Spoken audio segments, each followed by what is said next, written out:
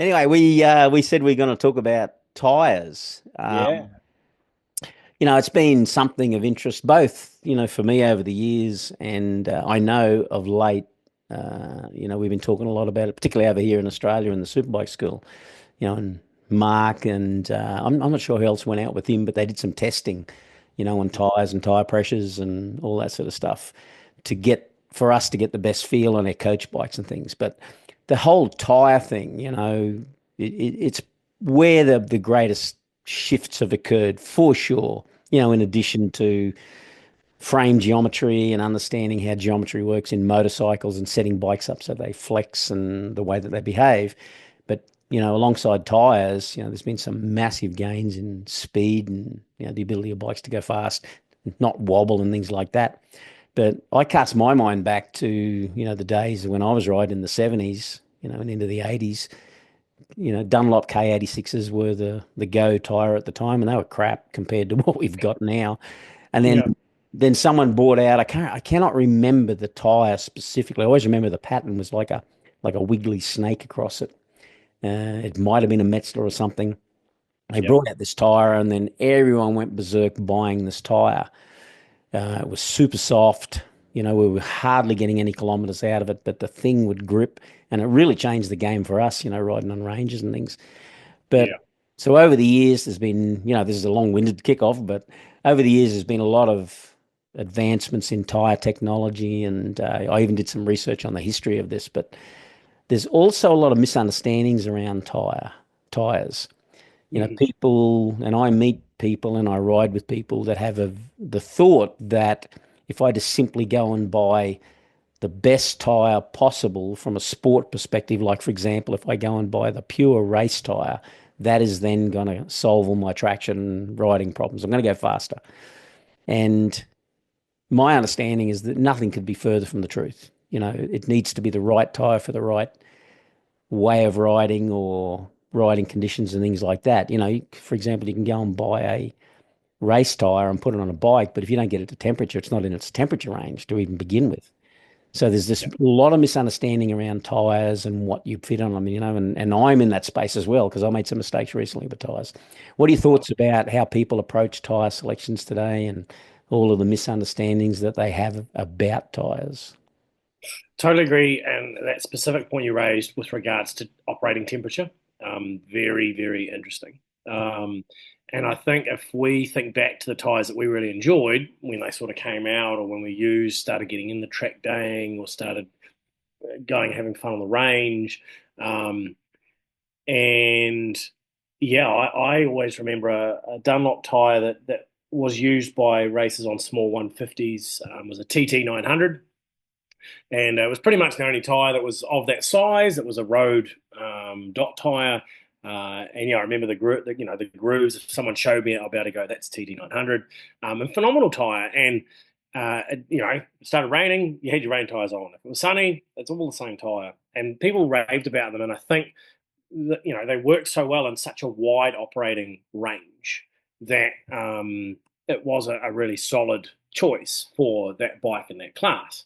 What I see often, and it's really interesting watching bucket races here, it's really popular. Obviously, you're sort of sitting at that 150, 180 cc, depending on the rules. 20, 25 horsepower is a pretty highly strung one of these little things, and they all run slicks. Right. Um, and often they run slicks without warmers, just the style of competition, or the level of competition. There's no power, so they just turn up. And Mark, my son, riding at the back track at Manfield, they had a half-hour endurance race. I actually think it's an hour endurance race for the buckets.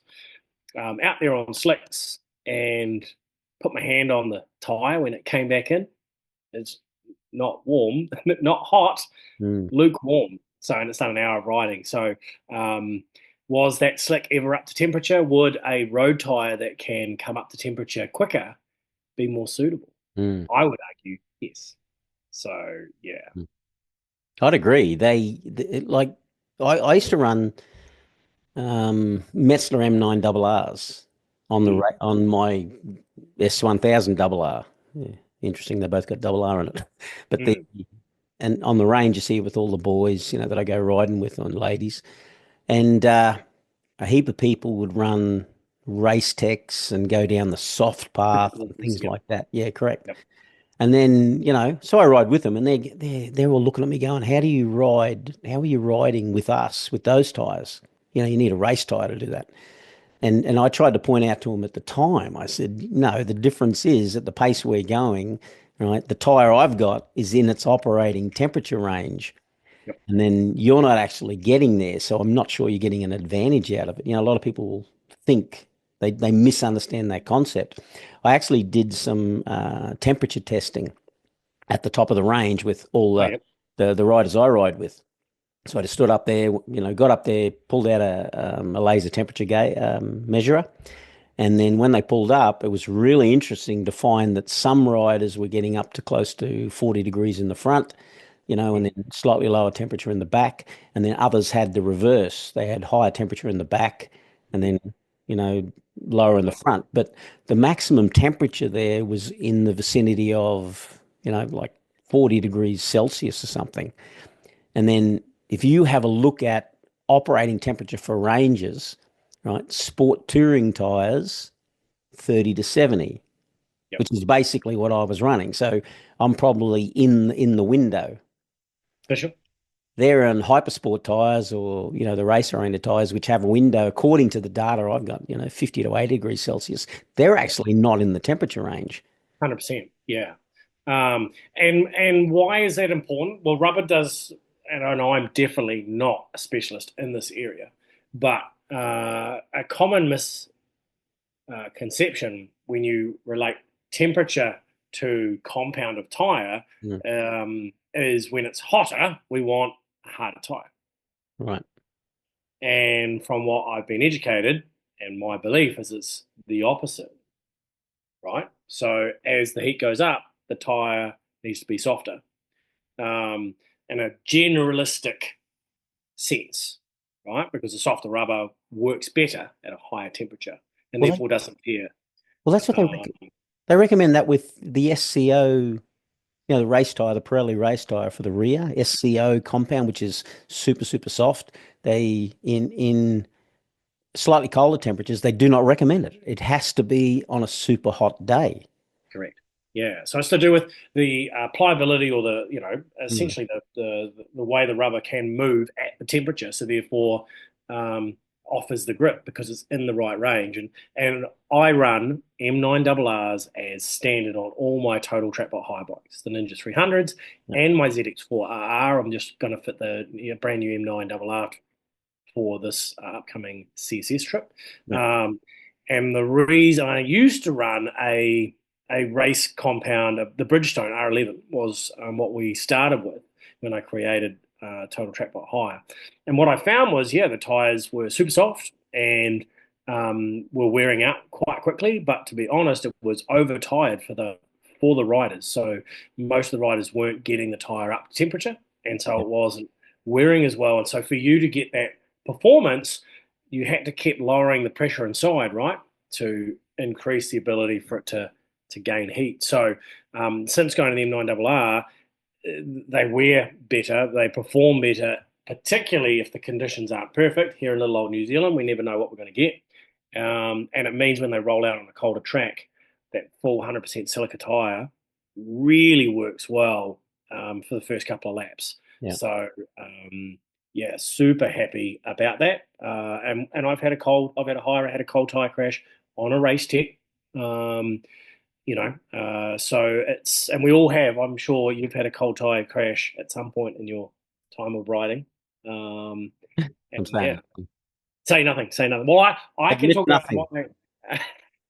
I can talk about my last actual crash on a racetrack was riding someone else's bike on Yeah. an SC. Ooh, it was either a 0 or a 1, a set of SC1s, I think. And it was the end of the day. I had gone and I'd done a session. I'd come into the pits, parked the bike up. Thought, oh, I'll do one more. And I'd sat in the pits for probably 5 minutes. I think we threw a splash of gas in Yeah. and put the warmers back on. I thought, oh, I'll go out. And it was second lap, right edge of the tyre on the left-hand turn at splash at Manfield here. And Yeah. just at full lean, the old tyre let go. And yeah, it's kind of like, oh, I sort of thought I was quite perplexed, but dropping out of that temperature range, the Yeah. perfect minimum range, and I asked the same amount. I went full lean Yeah. Right. on the tire, and it wasn't able to be supple enough to give me the traction back. So, yeah, Well, I did have that issue, as you know, turn six Eastern. yes, yeah, Yeah, it was exactly that. It was after lunch. yeah, Not the first session after lunch. It was the second or third session after lunch. Going out and chasing down a fast student on a an R1. He's running full slicks, and it's a race bike with slicks and off the tire warmers. First lap, just that little bit. Well, a couple of things happened. One, I didn't quite hold the line I wanted. I oh, tried the steering. Like I was sensitive to the temperature, and I didn't quite hold a line, that I wanted because I was going to be gentle on the steering. But no, yeah. even then, just that little bit of a dip in that corner in turn six. It's got a little bump there. Down she went. So, yeah, it's not in the temperature range, and I think that's the message we got to get across to people. I certainly try is, you know, do you even have data around, what temperatures you're generating in tires? If you don't, then you're probably guessing a little bit. It needs to be the right tire for the right activity. And on the street, just going and getting a race tire isn't necessarily the answer. No, Um, and you can just chew out. I remember when the Gixxer 1100s were the big boy on the street, right? So this is yeah, pre-hype, pre sort of R1. It'd be early to mid 90s when the Gixxer 1100 was the king. You either had a Thunder Race FZ or a Gixxer 11. And, they'd put 900Rs and SPs and everything else on the end of it. And people would put super courses. I think had just come out then. And yeah, they put a super courser on a set of super courses, and they'd brag that they get less than couple of thousand Ks out of it. yeah, right. Uh, at least they probably had the power to generate a bit of heat in the back. But Mm. yeah, it's pretty. That'd be pretty demoralising running out of a rear tire at 1,500 Ks. That's Uh, ridiculous. I wonder how much that is attributed to the fact that the wear is accelerated by the tire not being in the temperature range. 100% has to be. Has Going to be. towards cold tearing and things like that. Yeah. Just while we're on the topic of temperature, I've had some data here around temperature ranges, and which is interesting. Street and sport tires, right? A sport touring tire, 30 to 7 degrees Celsius is the range. Hypersport tires like the Diablo, Rosso 4, Michelin Power 5s, 50 Yeah. to 80 degrees. Yeah. Track focused tires like the Pirelli Super Courses, Yeah. 60 to 100 degrees. Track day and racing slicks. Interesting. This is interesting. Pirelli Corsa SC, Metzler Race Tech RR K3s, the harder one, 60 to 110 degrees Celsius.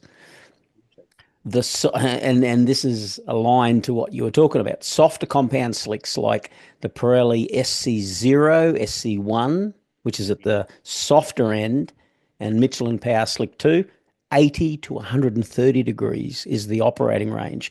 And I remember just recently going to Mountain Park here, and I took the temperature of someone's tires there. They asked me about tires. I said, well, what temperature are you getting in your tires?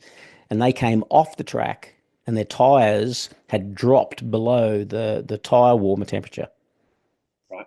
So they went out on 80-degree temperature, 80 degrees setting on their tire warmers, go out, come back in, they were 70 degrees and just not generating the heat.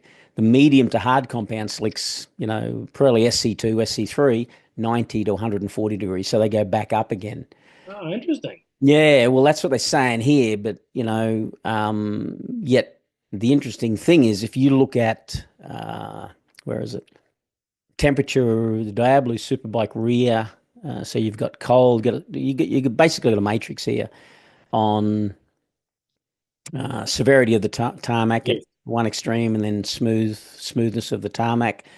Do you want performance or do you want endurance? And then they talk about temperature. SC0 is up in the performance on a smooth tarmac in hot temperatures. Yeah. And then, that's SCQ, SCX, SC0. They're all up in that space. And then you drift a little bit more towards, medium temperatures, SC1, SC2, and SC3. But SC for colder temperatures, the one that reaches into the colder temperature space more than the rest is SC3. Yeah, and it's interesting that point, the shape of the egg, if you will, is Mm. narrower with regards to performance and endurance, so it's more of an endurance tire, Yeah. but it will handle a wider spread. You drop the SC2, it doesn't like being as hot and doesn't like being as Yeah. cold, Yeah. but you're going to get a decent step in performance over the SC3. So yeah, that's interesting, right? So Yeah. and then SC1 smack bang in the middle. But as it gets hotter, the common denominator is that the tie appears to get softer. The SC0, SCX, SCQ, right? So Yeah. yeah, and that was a real. Once I got my head around that, particularly in New Zealand, because it's Oh, very yeah. You get real we have cold there, eh? we have track temperatures of single digits. Um, so in a winter track day environment. So yeah, it's really interesting Mm. to bring this up in this space. It's just there's so many. It's not intuitive. It's not like you know as temperature goes one direction, you just make a step change to SC1, SC2, SC3. Because if you look at the Diablos, and by the way, what we're looking at are these tire choice images or pics generated by Pirelli. It's directly from the Pirelli manufacturer.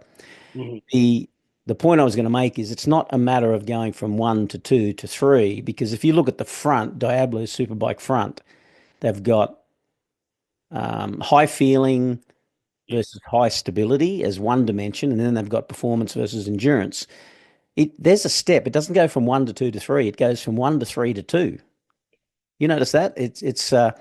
You got more stability and performance in the SC2 than the three, but the three is more endurance oriented. So yes, my understanding is that it's not a matter of each one is progressively a slight change on the other.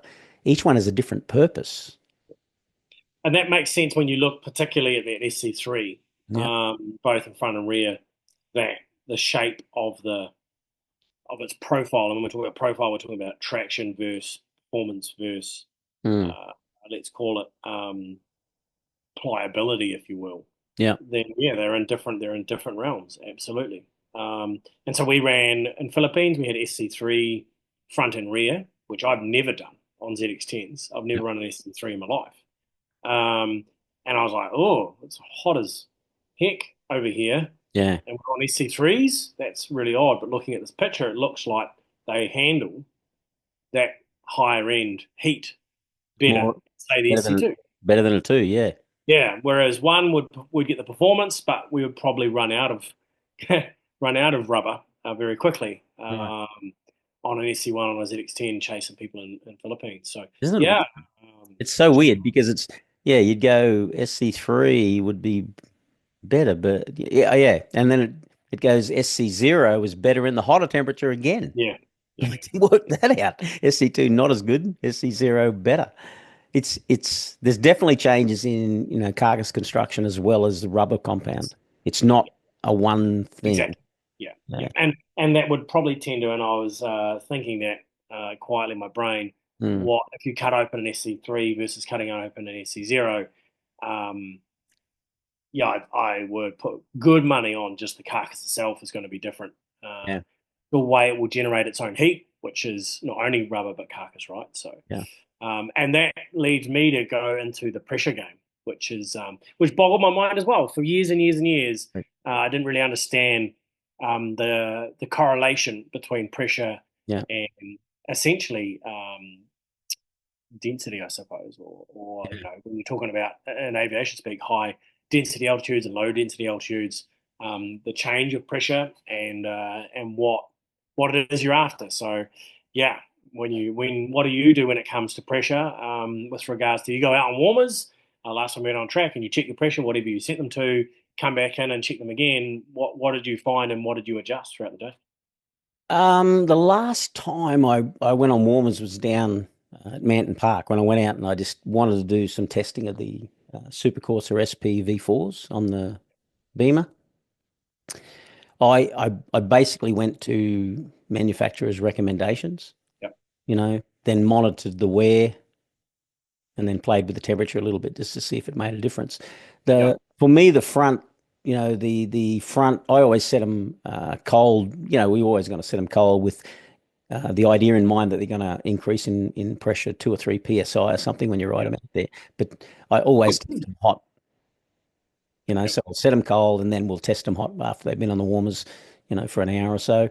Yeah. But then I'll play with it. The only one we ended up changing was the back, so we Yeah. ended up lowering the back, and then suddenly we got this like beautiful, pristine wear pattern on it. And secondly, there was just, the back end wasn't spinning as much because it was actually spinning up, which you could Yeah. see on the videos that we had, backward facing videos, Yes. like that changed it and ended up being lower than the recommendations. But again, that particular tire only comes in one compound, SC3.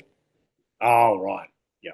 Yeah. That's it. And it was a track that has not a lot of rubber laid down. It's a fairly new Yeah. track, Right. which here and here's the error I made too, by the way. And this is more about tire choice rather than pressures. Um, when I initially went there, it was a brand new track. It had only been used a couple of times. So in my head, I'm thinking a smooth track, right? Right. It's going to be slippery kind of thing. So I went down the path of SC1s. Yeah. Right, I And went, it chewed it out. oh, destroyed them. It was the wrong tire completely.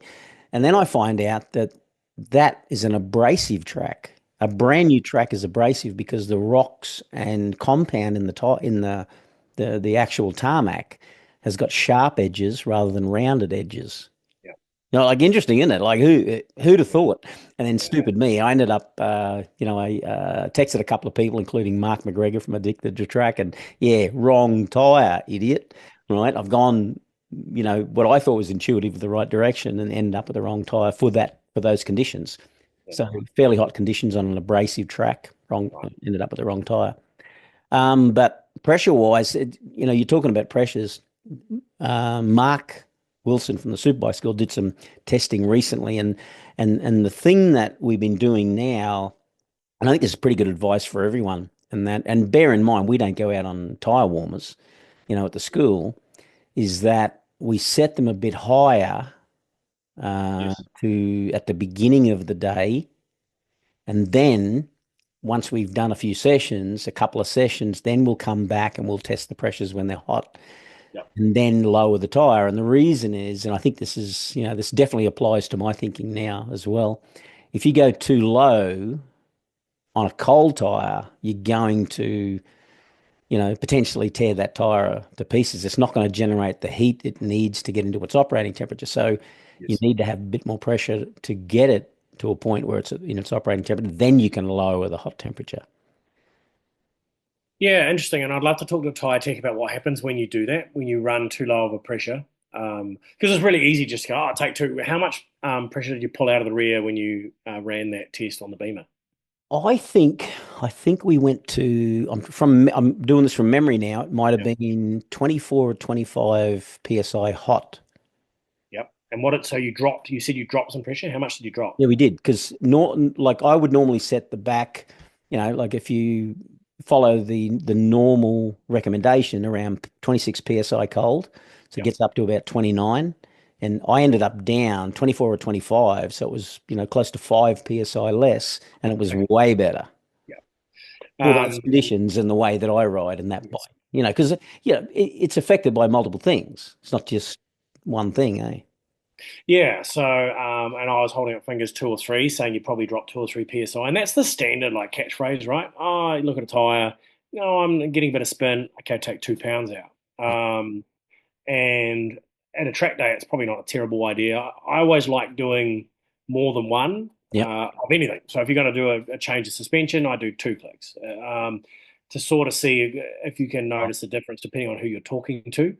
You talk to the guys addicted to track or anyone who's been in that top space, the New Zealand Superbike champs, they'll notice half a PSI. And they set to bar, right? So 1.7 or 1.6 or 1 point whatever. So they're Yeah. talking minutes and tenths like they always do with every facet of top end motorsport. Um, yeah, and I found the same with the Metzler, with the coach bikes, that I tend to like the lower it gets in the back, the cleaner the tire seems to look, and the less spin I seem to feel, or the less movement. Right. But then if we look at those graphs, it sort of makes a bit of sense as to why once we start getting them too hot, because I definitely noticed that. You go out and not admitting to doing multiple hot laps or anything. Yeah. But if you do a few in a row, then you definitely notice the tire getting hot, right? So and the movement, and it's almost like it's not the rubber's too hot, it's like the carcass is too hot and it's Right. gone squidgy. And maybe I'm completely wrong there, and it is the actual rubber overheating itself, but yeah, it's a real interesting phenomenon, and for me, it's when we take more pound out, take more pressure out. And then when we think about the effect of that, okay, so there's more rubber on the road because the footprint, in theory, should get bigger, right? Hmm. So therefore, it actually creates more heat, right? At lower pressure. Yeah, Yeah. I, yeah, look, yeah. it's So a this is tricky when we one need, because, yeah, I think it still comes back to, what condition, what temperature it is to begin with, correct, yeah, you and know, the chain, and right? So yeah, if something is getting too high, then in theory, as in you come in and you check your tire pressures, it's gone up more than 4 psi cold to hot. That's what we're always told. 4 psi is the optimum from a cold tire to a hot tire. And if you only get 3 psi change, then you should take some air out because there's too much cooling medium, being air, yeah, in. So you reduce the amount of air in there so it will heat up and therefore expand yeah, more. If you're getting too much expansion, PSI change, then in theory you should put more air in and think of air like a cooling medium to cool the tire so it doesn't grow as much, i.e. the pressure changes, and it's great. So that's what I've been told. And yeah, it'd be great. I think really we need a pro to boggle our minds on a few of these. yeah. It's a tricky one, eh? It's like we do a bit of trial and error based on some sort of baseline knowledge, but still, there's a lot more to it. It depends on brand. Yes, very much So so. you get a Dunlop, and I remember riding uh, Dunlop race tires on the Beamer down at Phillip Island, and Intex, yep, no, like man, I can't remember the what they were, but they were the Dunlop race tires, yep, and the rear tire pressure cold was really low yes, because of the 100%. stiff Yeah, we'll be an carcass. Intec. Yeah, yeah. Yeah, so Because yeah, and I raced on them on those spec tires on my little 400, and so they ran a really high profile front tire. It was like a 120/80, and then the rear was a 160/60, or it was the Moto 250 GP yeah, spec tire. Uh, and yeah, the rears you run almost sub 20. You could run them down sub 20 psi. yeah, And if you ran them 18, you felt like you had a flat rear tire going out of pit lane. But the carcass on those was so strong, so stiff, that was their design, and that was really hard to make the tire work perfectly. I had a lot of rear tire chewing, and that was a pretty common complaint's the wrong term, but it was a real common. It was harder to get right, but that front tire, oh, it was heavenly. The profile and the side grip, because it was such a higher tire. Yeah, and they almost got better the more you wore the front. The front feel got even nicer as it started to wear down. It was, yeah, it was a pretty amazing time. And then flip it over, and you'd have someone with super courses that could turn them inside and out when they're sitting off the rim, right?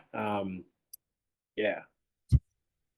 there's I think I just went to a 60 profile rear, Oh, yep.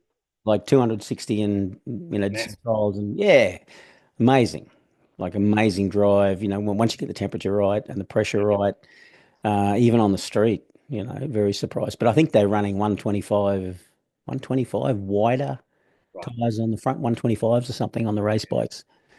I've yet to try one of those. Talking about pressures, what would be for you? And this is not, nobody should take this away as the technical guide to how you do it. It's more about what we do, and your opinion on, We feel. Yep. yeah. So let's just say you're running and you've ridden a lot of the 1,000 bikes, superbike level bikes, as well as the mid-size 600s. Mhm. What tire pressures would you start off with on a typical day of riding? Whether or not you're running tire warmers. Yeah. So we'll start with warmers, and I'm riding Metzler's, normally a K2 front, K3 rear, as per the school. And I wouldn't change too much if my compound changed a lot. But front, I really enjoy a high pressured front. So I like a 33 to 34 psi hot front tire. And I don't know where it came about, but I was talking to someone about what they run in the front, because it used to be 30 psi Mm. hot in the front. But there must have been a shift a number of years ago where the pressures popped up a little bit. And what I notice is how much stability I get, Right. particularly in that trail braking on the front, how much I lean on the front a little bit more with that higher pressure. It seems to give me more feedback. What I do notice, particularly running the K2 front versus a K1 or K0 front, is you simply can't brake as late as the K1 or K0. Yeah, I tend to get it feels like it's locking sooner, so I have to change where I'm braking with the K2. But yeah, that higher pressure, I really like the feeling of loading up the front with the trail braking. On the higher pressure. The rear seemed to sit again. It seems to I've gone the other way in the rear, dropped a little bit. So I used to be sort of 27, 26. Now I seem to be more in the 24 to 25. And that's just been after running over in Australia land. Yeah, it seems to be at the moment you can run those K3s a little bit lower, and you Yeah. tend to have less spin slip for that carcass. So yeah, it's been a long time since I run a K1 rear, but I believe it's the same. I believe I'd be starting at the lower. Maybe I'd even go lower again. It'd be the 23, 24 PSI in the rear. That's my sort of carte blanche. But I do agree with you with that whole do a session first. So sort of put them on the warmers and get going. And normally my first session out the gate isn't a hot one. So I kind of want the warmers to be on for a good hour before I really even check them. Because yeah, half an hour in, the tire and what I was going to bring up later on in the conversation, the rim isn't hot. So yeah, it's not exactly, the pressure isn't stable. Well, that's why I think they recommend, an hour to 2 hours is the optimum window for getting the temperature up. If it's anything Mm. under that, it's too short. Like, Mike Jones brought this up, eh? Remember, they had a race stop. It would have been at the Bend, and I remember everyone came back to the start line, but Mike came in the pits. Right. So he was the one who didn't get the tire warmers on. He talked about it. He said, the rim cooled down and they weren't Yeah, able to right. heat in the I've rim. just had my doorbell go. Is that a problem to pause the recording? I'll go and see what's happening in my front door. Hey, go and do it. Sorry, mate. Excuse me. Yeah, all good. There's a reason I said, excuse me.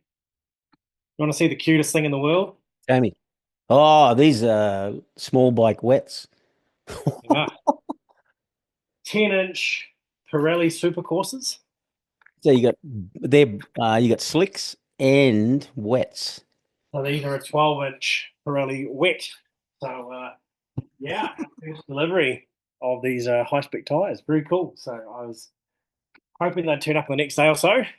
That's Um, very cool. the little Mark's going to get some super courses. I haven't had super courses slicks for years.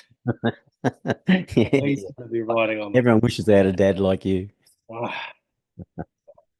Ah, sorry, continue. Um, well, yeah, we were talking about tire heat in the tire. What I did was Oh, while you Mike, walked out, yes. yeah, we were talking specifically about be on the tire warmers for at least an hour. Not only does it warm the carcass up properly, but it also affects the rim temperature, Yeah. which can detract heat from the tire. And I really encourage people who haven't done this to go talk to people who've got tire. If you don't have tire warmers on, never use tire warmers, go and talk to someone who has, and do it cautiously, but actually touch the tire warmer on the outside and then touch the rim. The tires normally tire warmers are set to 75, 80 degrees, 85. I think some you can Mm. crank 90, right up. 90 something. 90. Wow. You touch the wheel, and the wheel is not far off.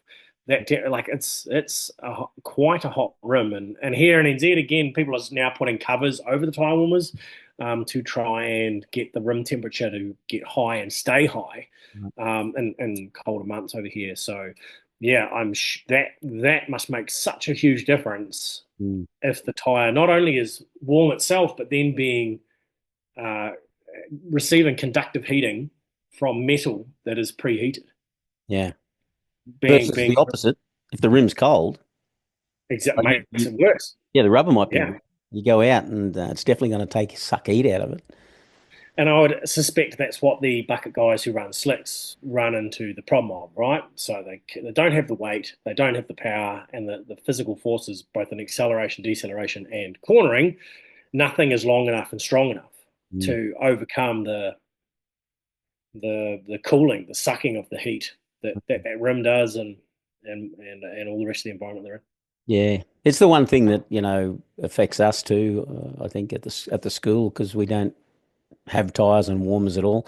I'm always conscious of if I can park the bike in the sun lunchtime. Yeah, makes a huge difference. Makes a Yeah, huge. put it side. Someone asked me the other day because I parked it sideways. Remember, I got a flat. Were you there at Eastern Creek? There was a day I remember someone got a flat. Yeah. Yeah, me. I got a flat. Just went out. Dave wanted to do a quick lap with me, just check on my ride and all that. And I go out and I couldn't keep up. And he's thinking I'm an idiot. But I got a flat tire. I come in and it's like 10 to 12 psi. It was yeah, very awkward to ride on. But we changed the tire in lunchtime. Put a new Yep. tire on, and then I just parked the bike sideways out in the sun. Yep. But you know, there's definitely a rim benefit. I have a picture there. There's a picture I sent you. It's the yellow one with yellow on it.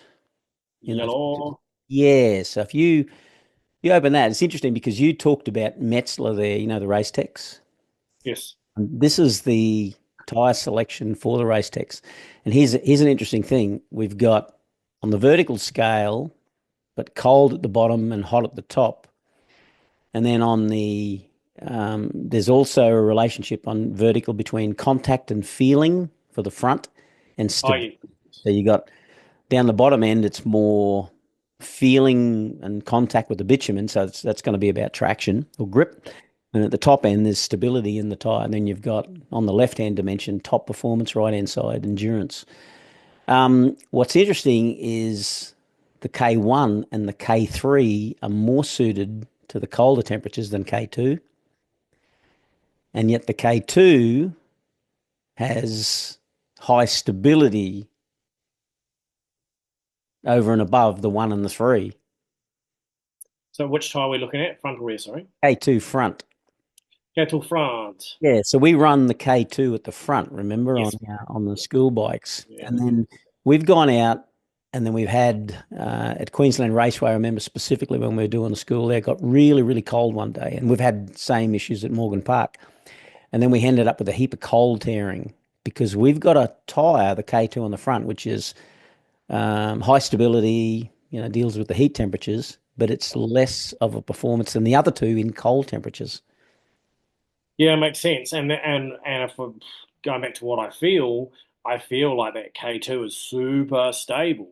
There you go. Super stable. Um, but yeah, if I want to wail on it, it doesn't in the braking zone. I don't quite understand the metric or the measure between hot and cold. So are they saying that you have more contact feeling with the K1 when it's cold, or because more of that graph is down the bottom? Is that am I making sense there? Yeah, no, I don't know because it's basically three dimensions built into a two-dimensional matrix. Yeah. Um, I think it's like if it's colder temperatures. Oh, sorry. Temperature scale refers to tire operating temperature. Compound choice vary bike setup. So Oh yeah, the yeah, yeah, temperature right. scale So is when the about tire is height. colder, yeah, with the K1 and the K3, you have more feeling than you do Yes, with the K2. there you go. Tire is Yeah. temperature. Tire is colder, and when the tire is And yeah, hotter, yeah, you have more stability with the 2 and the 3, but less with the 1, yeah. which Interesting. makes sense. Yeah. Yeah. Wow. And then it's the opposite on the back end, rear. It all flips. Yeah. Almost, Yeah. So almost. Eh? here's the one, and this is the thing that plays with my head. They talk about smooth asphalt and severe asphalt.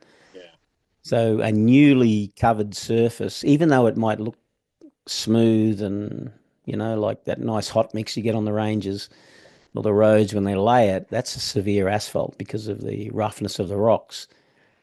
And see, this is the mistake I made. I went to K1 yeah, and it was severe asphalt and it tore it to pieces. It was yeah, horrible. yeah. Right. I should have gone to the harder tire. Yeah, So anyway, I just thought that's interesting because it's not intuitive. It doesn't go 1 to 2 to 3 on a progressive, yes, like yes, a yes, yes, yes. linear relationship. It is not that at all. You have to pick the right tire for the conditions. Yeah, yeah, absolutely. For that, for the sake of the point, because I know we get the question a lot, I normally run like on the road, which is where I do a lot of riding. Yes, On the super bike, 30 cold front, yes. it's up to 32. It only goes up a couple of psi, Yep. and 26 cold rear Ooh, yep, works well. But on the racetrack, I'd be lower. yep, And then on the motard, the 450 motard, yep. 28 front cold, Yes, 24 cold rear. yes, And here's the strange one, right? The GS, yep, 34 front cold, yes, 38 cold rear. yes.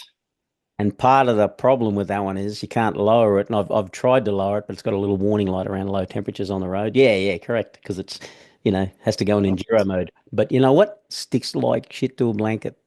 So, and if we think about those three different motorcycles, Yep. and what they do performance-wise, but also how they, and you think about the three different styles of tire. What's on the front of the GS? Is it a 19-inch or 21-inch or a, 19-inch M9RR.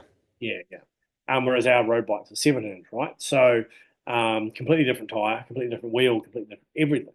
And then the rears are 17 or are 17 18? rear, 17. M9RR. Yeah. Yeah. So, um, the tire pressures you mentioned are, for your motard are very similar to what I run on my 300s total track by high on the track.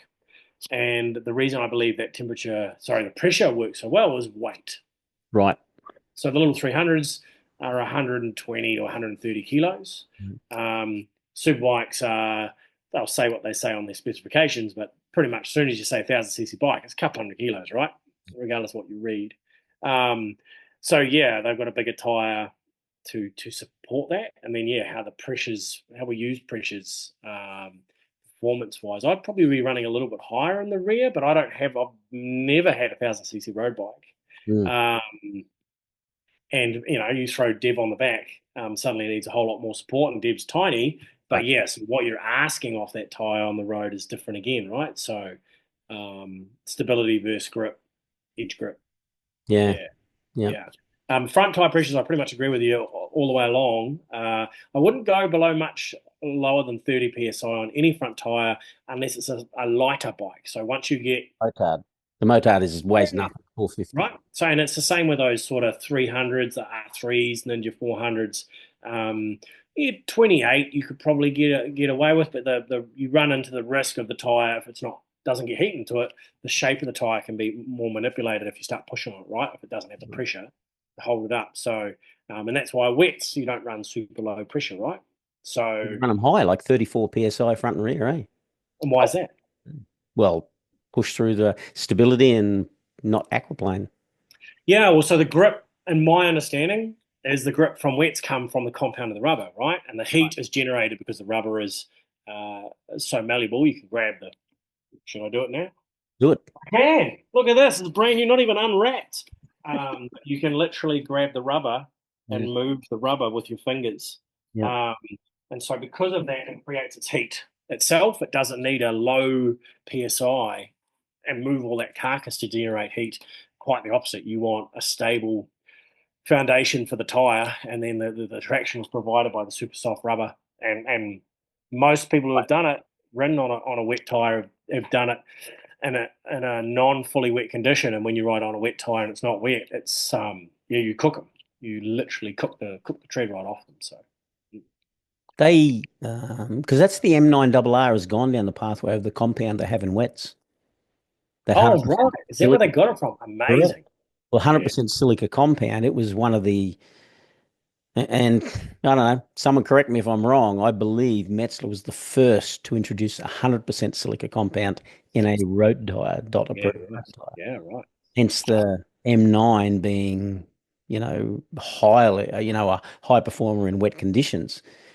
And I did some research into it, like looked into it because there's all these different types of compounds. It used to be just kind of a rubber compound, and then, silica was so expensive to do. Yeah, you Yeah. had them in wets. The race wets are high silica compound, Yeah.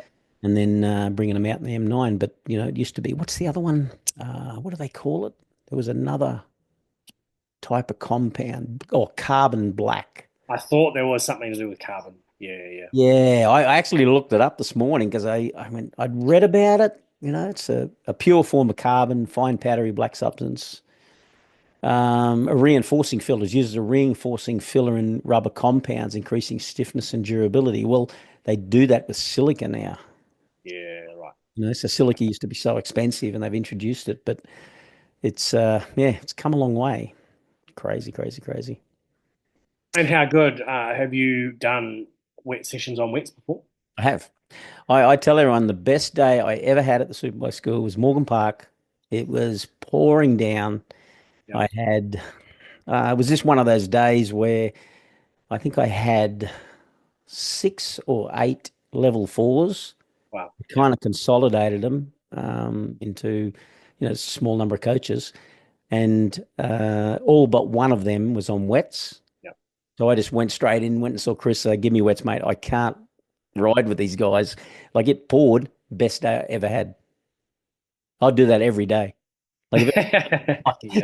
I'd put up with the rain just for that fun because that's a whole different ball game, isn't it? It's a pretty amazing thing to experience. And if you have if you started to lean into that track scene, and as soon as you go racing in most classes now, wets the thing. Junior bikes are now going to have wets, shock horror.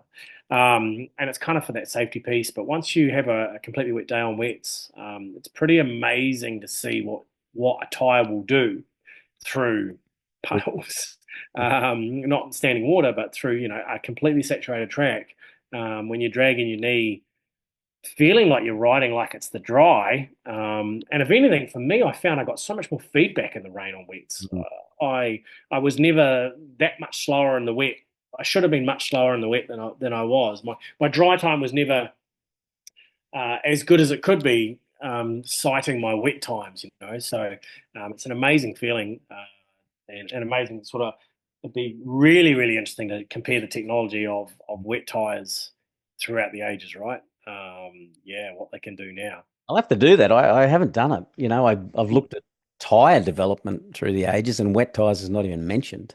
No, no, and I was just quickly looking at the MotoGP, sort of tires for dummies, an article, and they don't change the rules, but they allow a different allocation with wets Yeah. and qualifying specifically. So, yeah, if you come through Q1 to Q2, like we know in the dry, if a rider's in Q1 and they've got to they've got to be a top two to move up to Q1. And normally the problem is how many soft tires will they burn, right? Bagnai's in Q1. He hopes he can do it on his first soft because he really wants to save a soft for Q2. The wets, they allow them to get new tires again if it's wet. Yeah, right. But not. So, and I would argue that's a safety thing, right? Like, Yeah, probably because the risk is like goes up.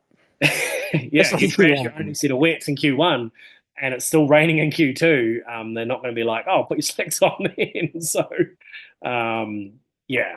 So it shows that there's a safety. In my mind, that means they're more concerned about safety than the performance you're getting from a wet tire. But no, I've never done any research into wets. Just came to my head then. yeah.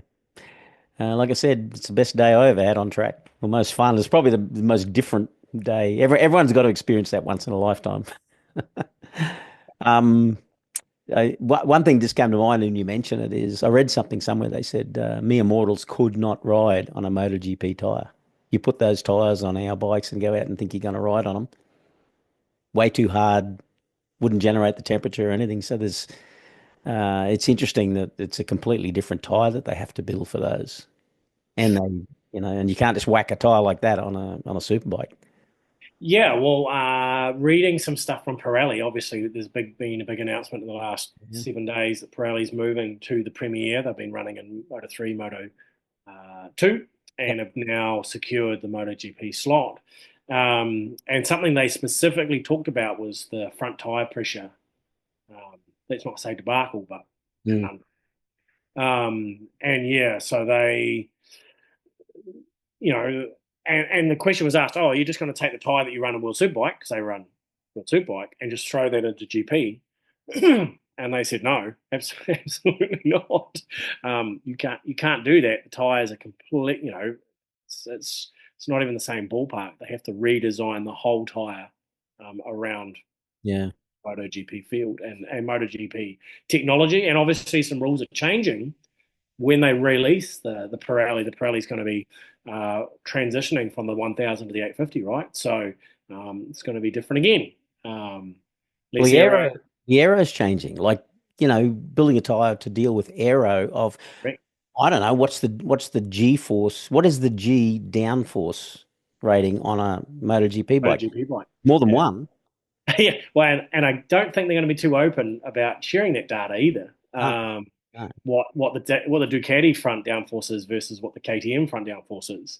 Yeah. Um, You got to deal yeah, with that because the tire we run isn't going to, because what we have 1G. yeah. When it's That's on it. the ground. Yeah, true. Yeah, when it's on the ground. Yeah. But I mean, that's the limitation on braking, isn't it? G downforce. So if you increase that, that's going to put a lot of pressure on the tire and obviously slow it more if the tire can deal with it. And they talk about ride height device as well. So that's changing. Yeah. They're reducing the active ride height stuff. So yeah, a lot of things are going to change. So they're really Pirelli basically saying they're going to start from scratch, as you'd imagine.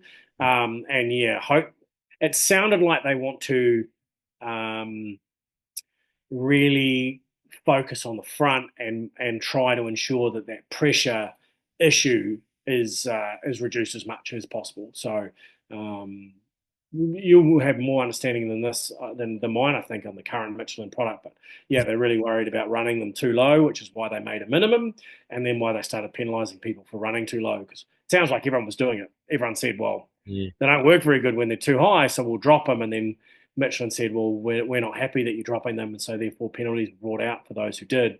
And we can see how that's affected the top spec races, right? Like, I don't know anything about it. I just know that it bugs the shit out of me, this whole penalising people for air pressures and all this. You know, I don't know. It must be a safety thing. It can't be anything else because it's a dead set hassle, watching yep, what happened in that last race with Marquez having to drop behind, yep. to get pressure back in his tire. Jesus. Well, and from what I've heard, it wasn't even the fact of the matter was his pressure sensor stopped working. Yeah, right.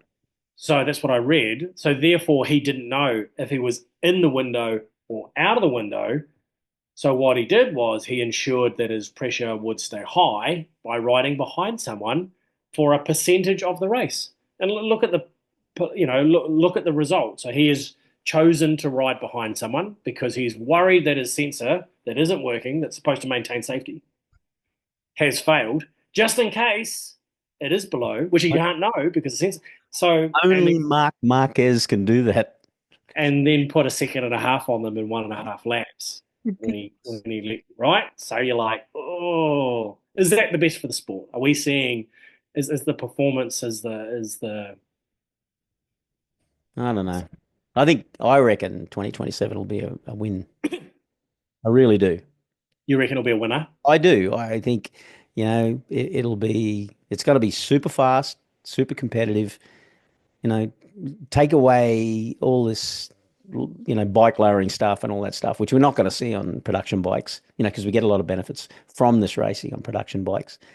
And then, tidy it up. It's not about the ultimate speed. It's about the racing, and watching Ducatis dominate, I don't think is good for the sport. And I wholeheartedly agree that it seems like the Ducatis have mastered all those pieces of the pizza.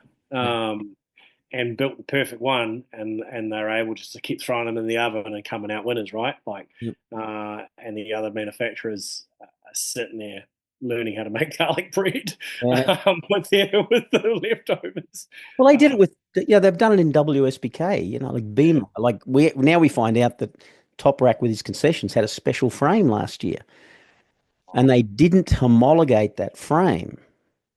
So, and comments I believe have come from the Ducati. They're going, you know, homologate it. Why didn't you do what we do? They've created a bike, the Panigale V4R, that yeah, is, yeah, as yeah, close to a race bike as you're ever going to get. yeah. And why didn't BMW make the M1000 R the same way? I love the Beamer, but that Well, and there's a market for it. People buy them, and but that's also the way that World Superbikes is designed. It's a production-based bike, and you're supposed to have them homologated, and they have done since the 80s. we only need 500. Have a look at what Moto have done. They've got a combo trellis frame and aluminium frame bolted together, which is and active aero, like really advanced, but you only get 500 copies. Yeah. Yeah, And they become an absolute passion piece for the owners. Everyone knows someone who's got a ZXR double R single seat, or everyone knows the first time they saw a dry clutch Gixxer 750. Like they're amazing machines, regardless if they worked or not. They become desirable as well. So, yeah, yeah, I'm surprised that they ran something essentially experimental. yeah. Yeah, So, yeah, our mate with his HP4 race, shout out to Damo. That whole thing, that's just 500. Just make 500 of the thing, yeah, with the yeah. frame in it. But anyway, who knows? Yeah, they got to be careful. They don't just dominate with one manufacturer. It's definitely not helping the sport. I agree. And to finish the piece off with the last little tidbit on tyres was something I did read with the Pirelli coming into MotoGP, and they talked about an intermediate tyre.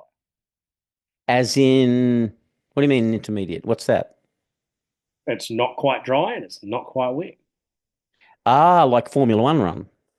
Don't know. Yeah, do a Formula One runner intermediate, They do. semi groove, do they? Right. In between, they'll run intermediates, and then the choices, if it really rains, they go to wets, and they actually Yes. use that vernacular. Right. You're going to Yeah. put wets on? No, I'll stick with the intermediate, which is just like a slightly grooved Yes. slick. So interesting in between. Yeah. So that was a piece that was in that article that I read that they believe there is a space for an intermediate tire in the MotoGP. And I would suspect that's because of the new flag to flag format, right? So back in the day, it was not flag to flag. Back in the day, they'd declare it wet. Stop. It's wet. Mm. Go in. Put wets on. Now, riders have the choice of being Brad Binder and running slicks in the piss pouring rain, or running wets and getting it wrong, like Mr. Martin did Mm. halfway through last year or the year before. So yeah, the intermediate they believe that the new style of racing, you could go, well, I'm not too sure, and it's changeable, so we'll start on intermediates. So it's a whole nother level or a whole nother chapter that could add to the story of excitement with Makes MotoGP. sense. I like it. I've never ridden on them. I have seen them in a shed, and they look like, yeah, they look like a slick that someone's put some grooves into. Probably double the grooves on our Metzlers, if that makes sense, and quite sort of blocky grooves. Very, the shape of them is obviously designed to repel water. A couple of lines down the center, and then scallops on the inside. So, yeah, it'd be an absolute minefield how to keep pressure in them or what pressure to set them at as the race changes. So that would be the bit that I think that people would boggle at. Do you know if nitrogen's used in the high end MotoGP or World SBK? I don't. No, neither. Um, that was the only other thing I thought of. What advancement has happened is we don't put just air into stuff anymore. We can add a increased percentage of nitrogen. I'd say there. Because that's a Probably temperature control thing, isn't it? it's Isn't a it? more stable gas, right? So therefore, it doesn't get affected by temperature as much. I Right. understand. So Right. it's more consistent Right. when it's heated. We need to bring that up as a follow-up item next time. Yeah. Okay. 'Cause I don't know. I've zero knowledge of that. Yeah. Seems to me like an expense I don't want to fork out for. when you push the thing and it all escapes. Yeah, correct. Yeah, yeah. My Yeah. oxygen, Yeah, air. you don't have it in the pits to fill back up again either, because that's like we change our tire pressures all the time, right? So, um, yeah, Isn't that laughing gas as well? People will be sucking on it. No, yeah, true, yeah, is it yeah, yeah, nitrogen? absolutely, yeah, I would be. nitrous oxide, yeah, Nitrous oxide, that's yeah, right. Um, I think we've done that to death. I think the key points, the takeaways would be, yeah, choose the right tire for the conditions that you're riding in and bike and the riding temp because it's affected by so many different factors and it's not as intuitive as sometimes you think. yeah. And I'd really suggest people be a little bit more active in monitoring their tire pressures as well. Right. Like, how often do we see at the superbike school that people roll off and they got 18 pounds in the front tire? Yeah, true. Um, and yeah, it makes a big difference if you are 10 psi or a third of the recommended pressure lacking. Yeah. So yeah, it's definitely not a bad thing to throw a pressure gauge on and see what they're at. Even if you don't care about what the number is, see if they change, then just Yeah. be more active. Yeah. I got a joke for you. Go. There's this Irish guy, right? He's in the pub and he's had a huge night, right? And he's blind drunk. And he stands up and falls over flat on his face. And so then he just crawls his way towards the door. Right. And then as he gets outside the door, he stands up again and then falls over flat on his face. So then he just keeps crawling. He crawls all the way home. He gets to the front door of the house and tries to stand up and then falls over again. And so then he crawls, opens the door, crawls through and crawls slowly up to the bed and then gets in bed. Right. Anyway, next morning, his missus wakes him up. She goes, so you had a massive night on the rum last night, did you? And he goes, yeah. He said, how'd you know? He said, well, the publican just rang up again. Said you left your wheelchair behind at the pub. Sorry, mate, that's all I got. Very good. Well, I became tired of this tire spiel, so I think it's time to go. I'll leave you with one final thought. If poison expires, is it more poisonous or is it Or less no longer poison. poisonous? Okay, mate, you take care. Thanks again. Yeah. Catch you in a few days, Georgie. I'll be there.